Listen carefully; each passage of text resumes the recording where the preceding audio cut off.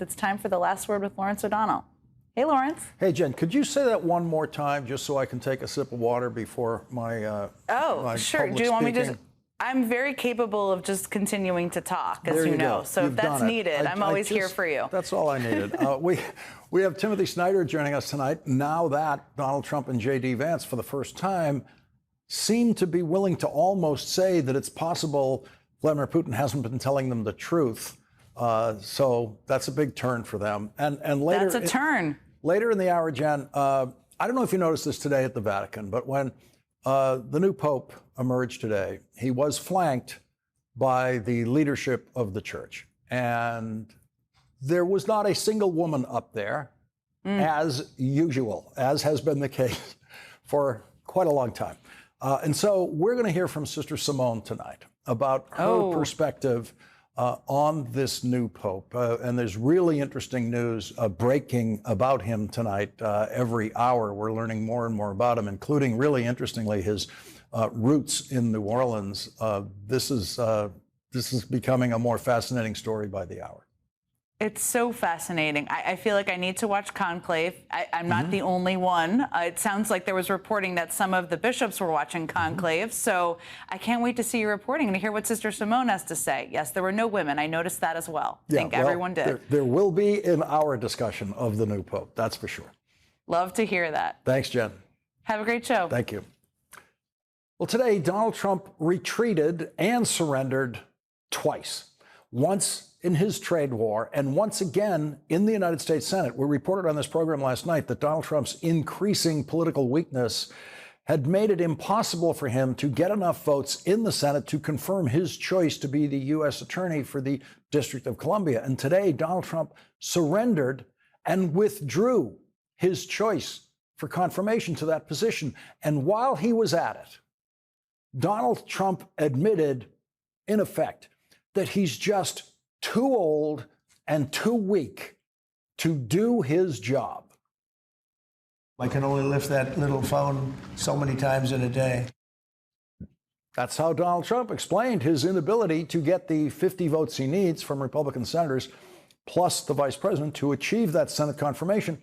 And you know, he only had to make one phone call to get that nomination through the Senate. That would be a phone call to Republican Senator Thom Tillis on the Senate Judiciary Committee, who publicly came out and defied Donald Trump, as we reported to you here last night.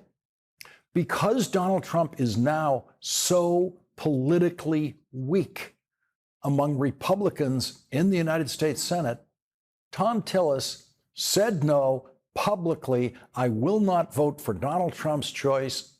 And today, Donald Trump just publicly and meekly surrendered to Thom Tillis, to that one Republican senator who stood in his way, with Donald Trump saying, I can only lift that little phone so many times in a day. The single stupidest explanation a president has ever given for being unable to achieve a Senate confirmation. Today, Joe Biden appeared on The View for a full hour, taking all questions, and was always smart, sometimes wise, and always made perfect sense for the full hour, the way you would expect a president to do. Joe Biden was dignified for the full hour. Joe Biden was indeed presidential for the full hour. Imagine, if you will, Joe Biden in his presidency explaining his failure to win a vote in Congress by saying, I can only lift that little phone so many times in a day. Imagine the screaming from the White House press corps if Joe Biden had ever said anything like that. By the end of the day, Donald Trump had come up with a truly preposterous temporary appointment to that same position where he cannot win a Senate confirmation. He actually chose Fox host 73-year-old Jeanine Pirro to serve as the acting U.S. Attorney for the District of Columbia, where she will be allowed to serve as an acting U.S. Attorney for 120 days maximum and cannot serve one day longer without being confirmed by the Senate, which would never happen in her case. Here's just a sample of the thinking of Donald Trump's temporary substitute for U.S. attorney, acting U.S. attorney in the District of Columbia. I want Joe Biden to issue a travel alert to the world. None of you are coming here anymore. We're done with everybody. There is a cleansing needed in our FBI and Department of Justice.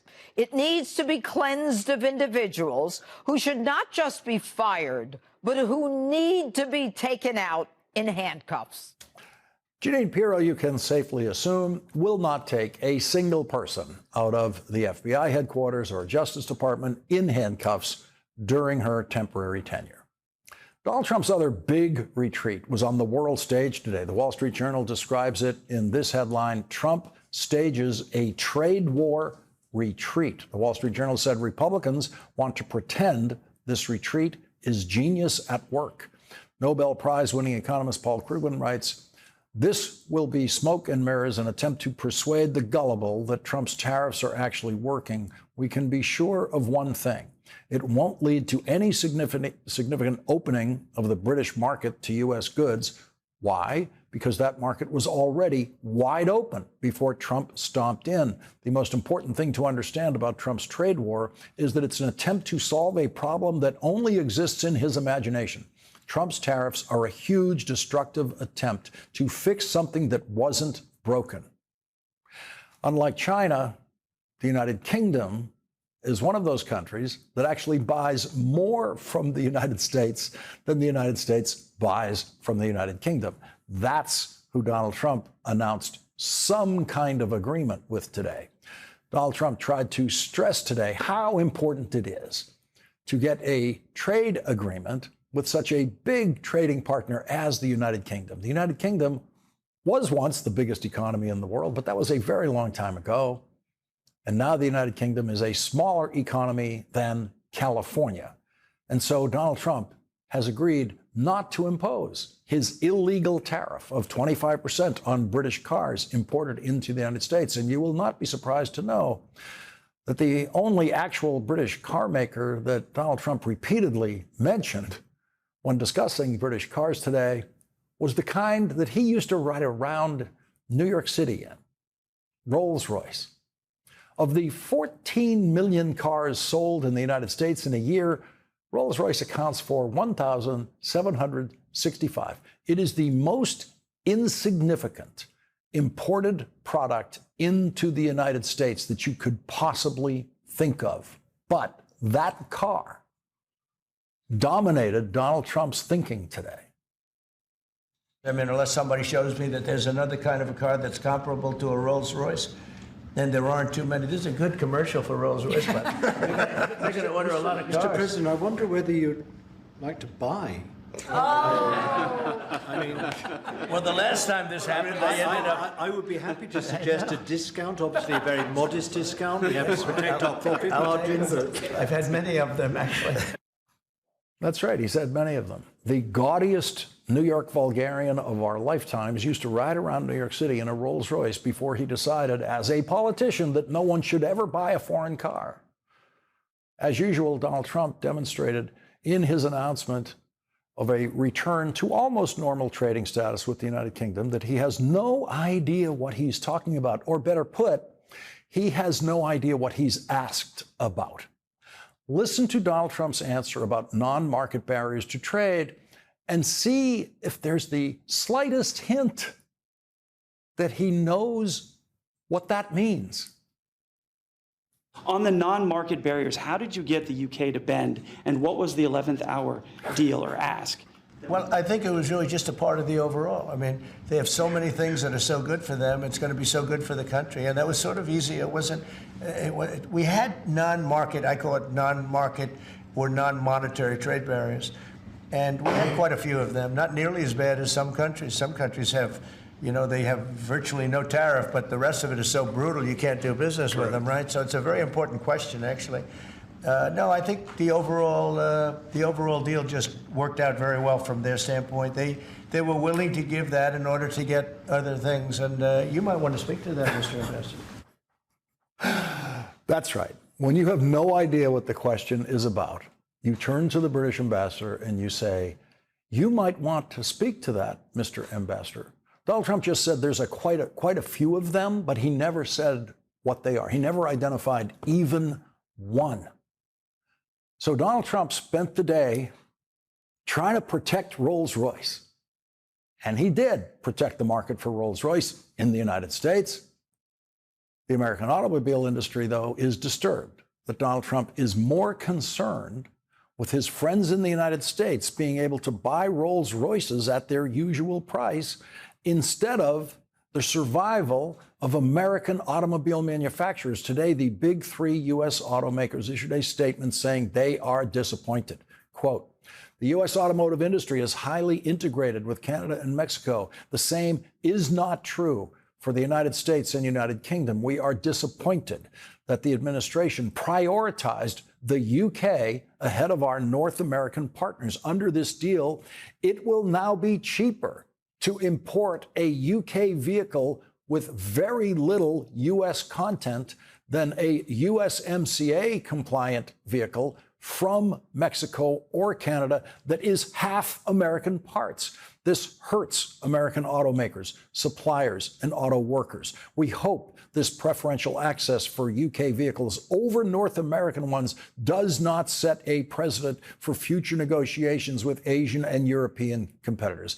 And there you have it. British cars imported to the United States as of today have been given a huge advantage over American-made cars by Donald Trump's unilateral manipulation of his own illegal tariffs. Donald Trump said that what was announced in the Oval Office today is a trade deal. That is a lie. There is no trade deal with the United Kingdom because of what happened in the Oval Office today. It is simply a rogue president violating American law on tariffs, declaring that he is going to violate that law in a different direction when it comes to the United Kingdom, and only the United Kingdom. There are a number of solid lawsuits out there in federal courts tonight claiming harm from Donald Trump's tariffs to American importers and arguing to the courts that Donald Trump's tariffs are illegal and unconstitutional. And the United Kingdom knows this. They know that nothing will be written into American law that they have discussed with Trump negotiators. They also know that federal courts could completely throw out everything that Donald Trump's team has agreed to because they do not have the legal authority to agree to it.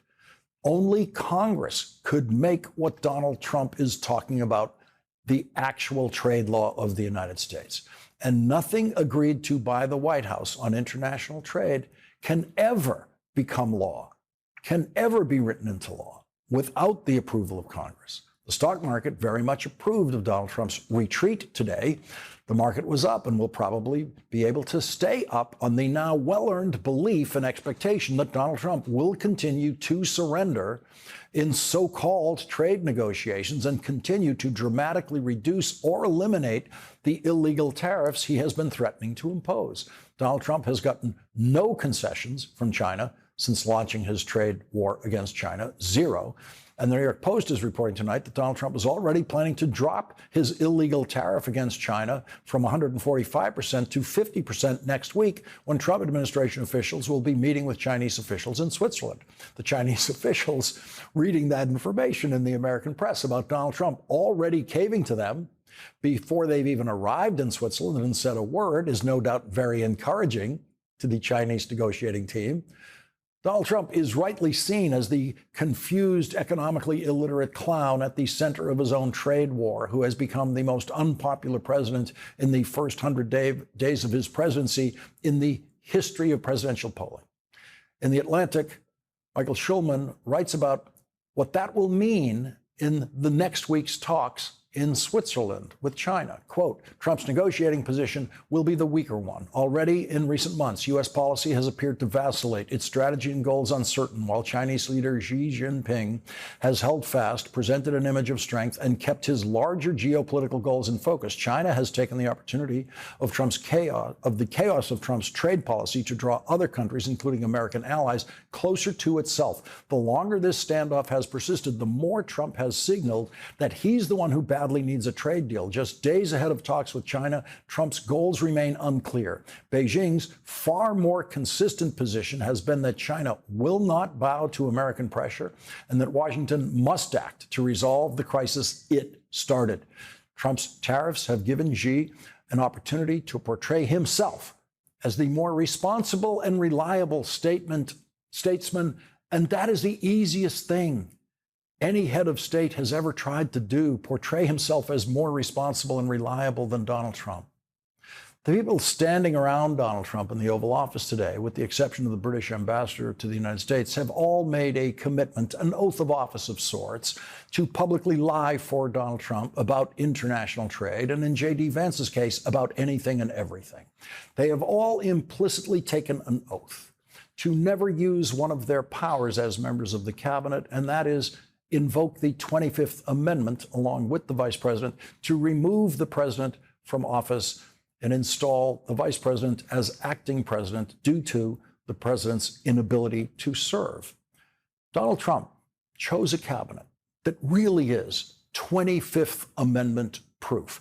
They would never dare to even consider using the 25th Amendment against Donald Trump, no matter what he does.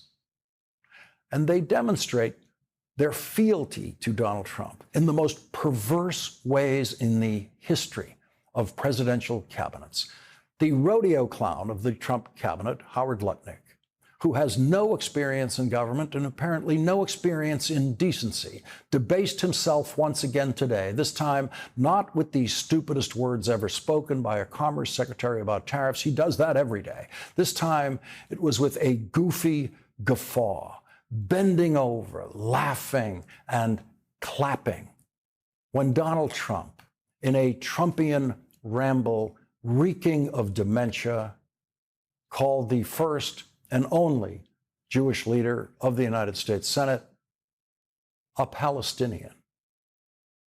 The Jewish Secretary of Commerce decided he's the one who should laugh the very loudest at that. Howard Lutnick decided he should have the biggest reaction to that, bigger even than J.D. Vance's smile. Howard Lutnick decided calling Chuck Schumer a Palestinian is something that he wants to declare to the world is bend over, laughing and clapping funny. They have Trump derangement syndrome. You know, Senator Schumer's become a Palestinian. Welcome. I don't know when they're going to give him the ceremony, whatever the ceremony may be. It's terrible what's happened to the Democrats. Why? Why is Howard Lutnick laughing? Most of the people standing behind Donald Trump didn't laugh. Donald Trump has said it before. Donald Trump has been attacked for saying it before. Chuck Schumer correctly was outraged by Donald Trump calling him a Palestinian several weeks ago. It certainly wasn't the shock of the new that Howard Lutnick was spontaneously laughing at. Howard Lutnick is from Long Island. Howard Lutnick has no doubt over the course of his life heard a lot of nasty jokes directed at Jewish people that he doesn't like. It may be that Howard Lutnick thinks that any time a line includes the word Palestinian, that is somehow funny. I don't know. I don't know what he thinks, because it is inexplicable that a person would laugh at that statement. No one in that room today praised Donald Trump more than Howard Lutnick. Why? Why? That's what Howard Lutnick thinks he has to do. He thinks he's in a competition with everyone else in the cabinet in praising Donald Trump. And he is the most pathetic and buffoonish court jester in the history of the American presidential cabinet. Howard Lutnick will go about his business doing public interviews in friendly venues, and he will never be asked, why did you laugh at that? He will be allowed to lie about tariffs everywhere he goes on television to his friendly interviewers, and he will never be asked, why did you laugh at Donald Trump saying Senator Schumer's become a Palestinian? We don't have any questions for Donald Trump about a moment like that. because we know the man's brain is broken and full of poison and always has been. He is a hateful hunk of stupidity and bigotry sitting in that chair. The question for Howard Lutnick is, what is wrong with you? The question for Howard Lutnick is, have you no decency? Yale University history professor Timothy Snyder will join us next.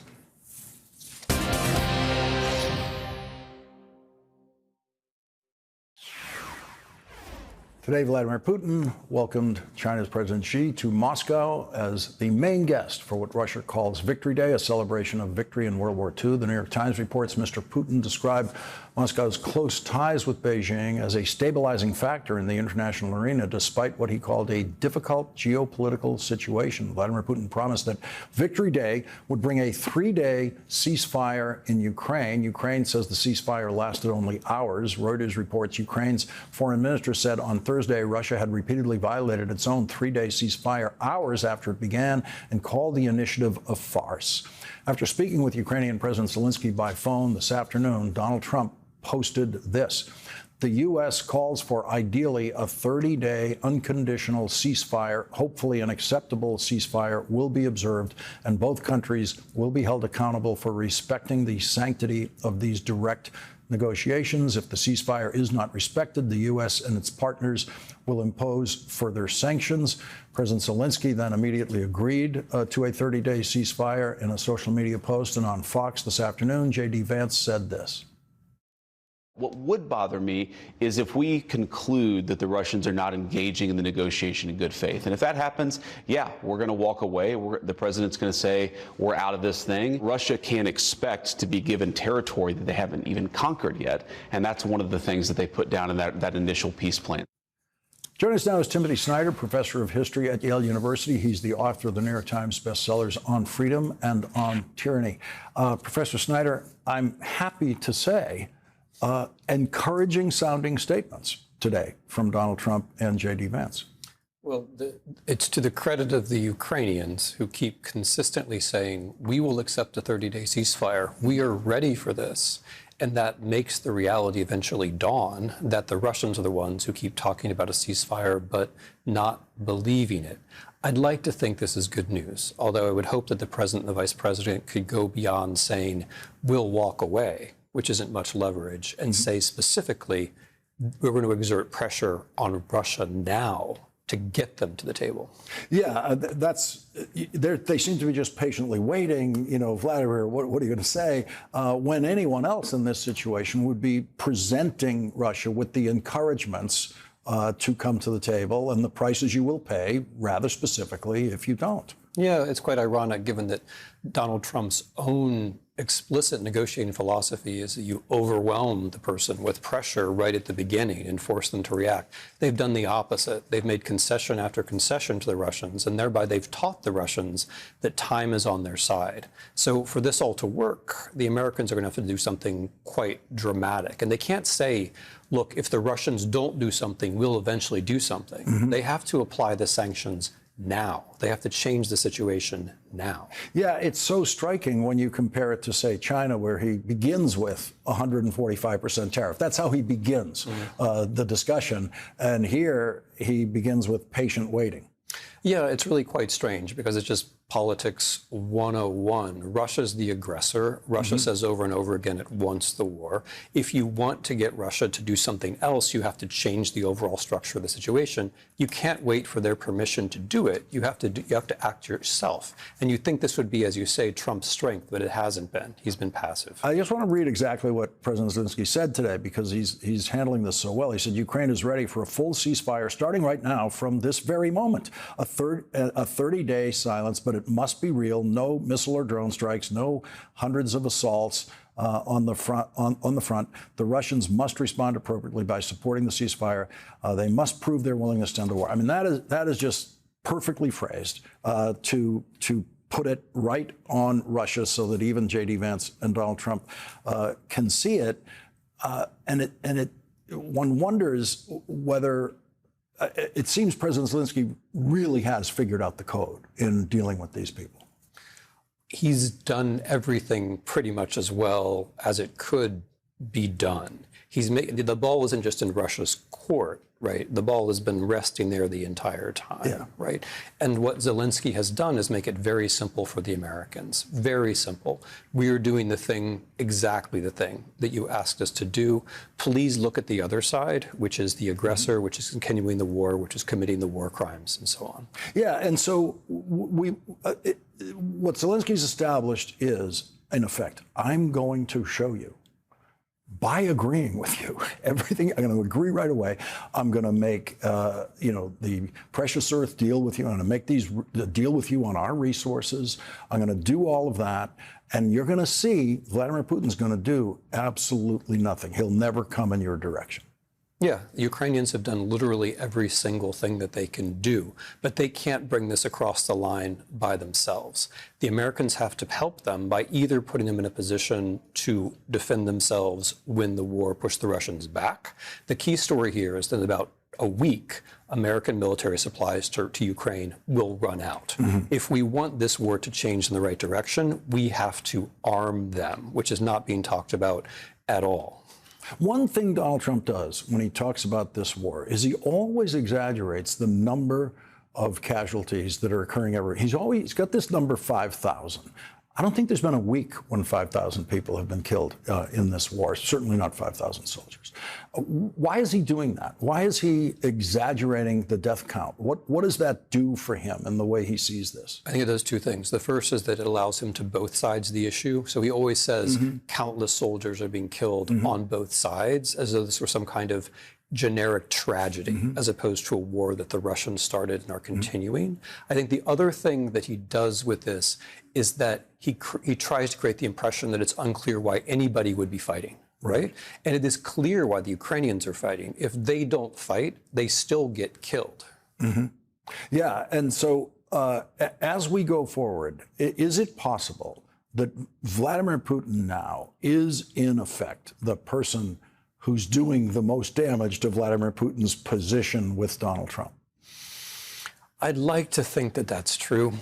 I'd like to think that the Russians are going to overplay their hand. They tend to overplay their hand. But we can't underestimate the extent to which Donald Trump has liked to be thus far in a submissive, reactive position, as you say, uniquely vis-a-vis Vladimir Putin. So I'd like to think there's something the Russians can do that would alter that. They will push and push and push because in their view, they can keep pushing indefinitely. It's up to the Americans to show that that's wrong. Professor Timothy Snyder, thank you very much for your guidance on this once again tonight. Always appreciate it. And coming up, a tale of two billionaires and what the one who was once the richest person in the world can teach the current richest person in the world. Bill Gates versus Elon Musk is next.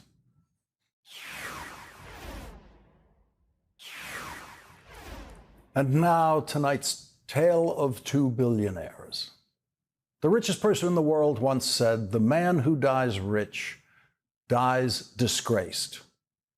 No, that obviously wasn't the current richest person in the world who said that. That was Andrew Carnegie in 1889. He created a charitable foundation that has continued to live after him for more than a century and helped fund, among many other things, the best children's programming this country has ever seen on PBS, as well as some healthcare programs for children.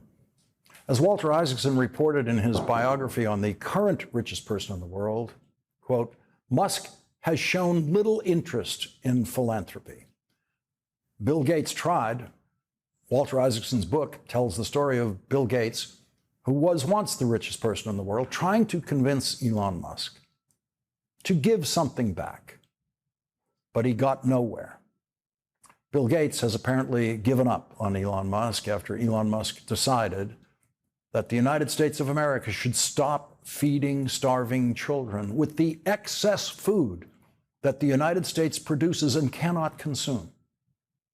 At the same time, Elon Musk has decided that the United States of America should stop providing life-saving medicine to the poorest people in the world, including the poorest children in the world. Elon Musk destroyed the United States Agency for International Development without Donald Trump apparently even knowing what it is. But Donald Trump is the president who empowered the richest person in the world to take food away from starving children, to take food away from starving mothers, starving grandfathers in the current famine in Sudan. In an interview with the Financial Times published today, Bill Gates said, "The picture of the world's richest man killing the world's poorest children is not a pretty one." Let's consider that formulation for a moment from the person who once was the richest person in the world. That's Bill Gates describing the world's richest man killing the world's poorest children. No one voted for that in the last presidential election, but that's what we got. And that's what we gave to the world's richest man killing the world's poorest children. Today is the 25th anniversary of the Gates Foundation, created by Bill Gates and his then wife, Melinda Gates, to give away most of his wealth. On this 25th anniversary of the creation of the Gates Foundation, Bill Gates has announced that he is speeding up giving his money away to the point that he expects the Gates Foundation to spend all of it in the next 20 years and close down. That will mean a surge of funding by the Gates Foundation to important projects around the world that could save the lives of many millions of people. Today, Bill Gates told the New York Times that there might be hope for Elon Musk to someday have a change of heart about charitable giving. Bill Gates said he could go on to be a great philanthropist. In the meantime, the world's richest man has been involved in the deaths of the world's poorest children. People who decide presidential elections, that marginal group of voters, 3, 4, 5% of them, who make up their minds at the end of a presidential campaign based on feelings or a slogan or a TV commercial, cannot know everything they are voting for when they are voting for a presidential candidate. In fact, none of us can know that because the federal government is far too vast and complex for us to be able to anticipate every single decision or choice a candidate might make if that candidate becomes president of the United States. But we now know that a vote cast for Donald Trump in the last election has turned out to be a vote to heap cruelty on starving children and literally take their food away. Bill Gates knows that everything Elon Musk did to the United States Agency for International Development was done in full and complete ignorance. Bill Gates told the New York Times, "You have to go to Africa and see a malaria ward at the height of the malaria season, or you have to see kids who are stunted." And weirdly, the incredible success of the last 25 years is not as visible to people as it should be. But that also means that when people cut these things, will they notice? They cut the money to Gaza province in Mozambique. That is really for drugs so mothers don't give their babies HIV. But the people doing the cutting are so geographically illiterate, they think it's Gaza and condoms. Will they go meet those babies who got HIV because that money was cut? Probably not. Definitely not. Elon Musk did that to those babies. No one voted for that. But that is what a vote for Donald Trump has turned into. The New York Times asked Bill Gates, "Were you surprised by the cruelty?" Bill Gates said, "The reductions to USAID are stunning. Yes, I did not expect that. I don't think anybody expected that. Nobody expected the executive branch to cut the president's emergency plan for AIDS relief or polio money without the involvement of Congress. What's going on with HIV research and trial networks? I didn't expect that either. We will do our best to get these things changed. I will be an advocate, but those are real headwinds.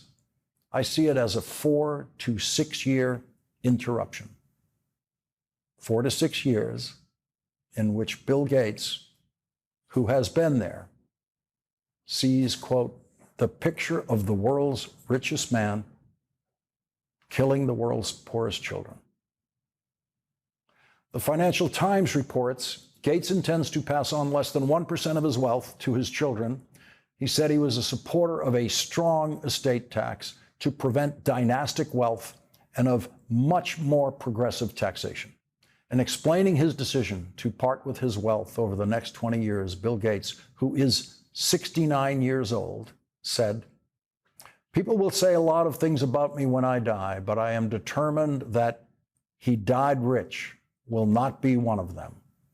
There are too many urgent problems to solve." Coming up, Sister Simone Campbell will join us to discuss the Catholic Church choosing its first American Pope today, Pope Leo XIV. That's next.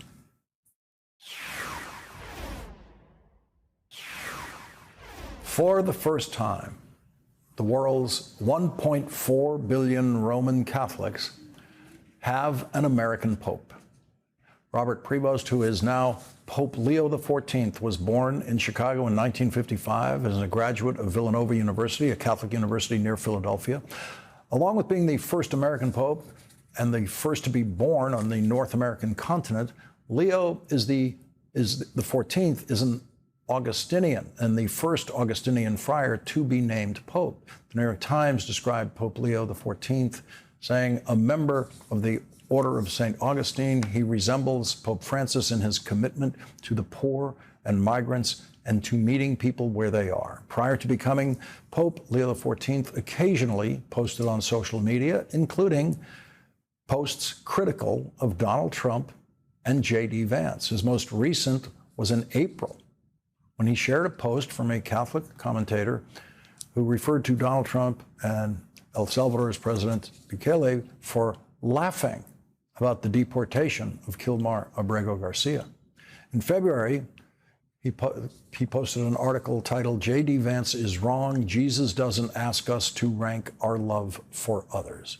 In the article, the writer rebutted the vice president's claim from a Fox interview that Christians prioritize loving people close to them before those from other countries. The New York Times is reporting tonight that the new pope is partially descended from Creole people of color, according to Jari Honora, a noted genealogist and historian. Mr. Honora works at the historic New Orleans Collection, a museum in the French Quarter, and was a researcher on the TV show Finding Your Roots with historian Henry Louis Gates Jr.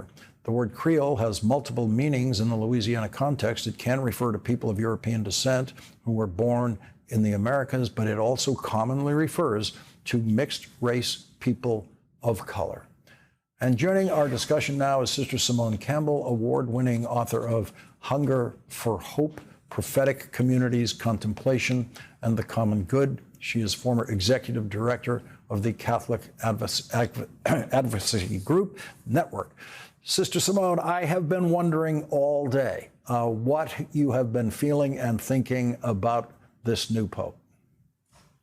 Oh, Lawrence, I was so excited when his name was announced and that it was Leo, because Catholic social teaching, the whole impetus of the Catholic Church in social justice, was started by Pope Leo XIII.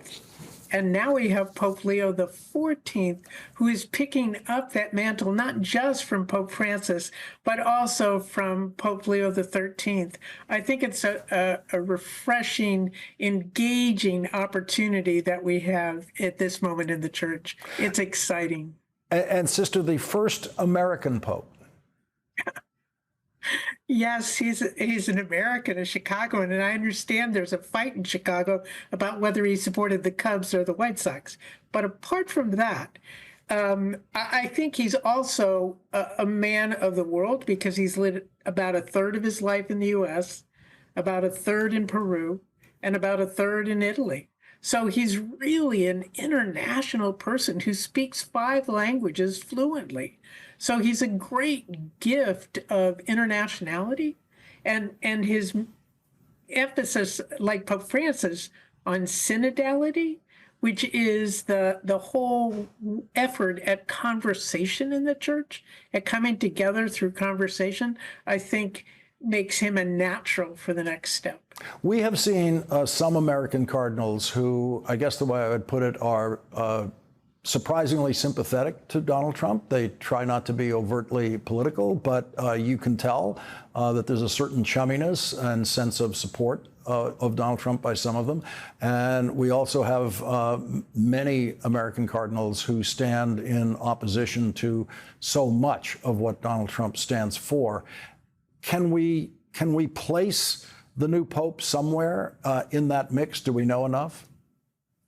Well, I think based on this is funny to say about a new pope, but based on his tweets, I think we can say that he stands with those who are marginalized in our society.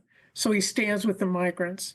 He had a tweet about opposing, well, the one you had about the dismissal of the problem with the immigrants that have been deported to El Salvador, that he criticized the administration for that. He also has a history of being present to those who are most vulnerable. And I think since the segment that you just had about this administration's refusal to care for those marginalized, those suffering in our world, I think we're going to see some clear critique of that, of their attitudes.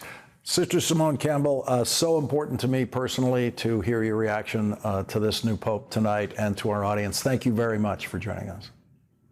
An honor to be with you. Thank you.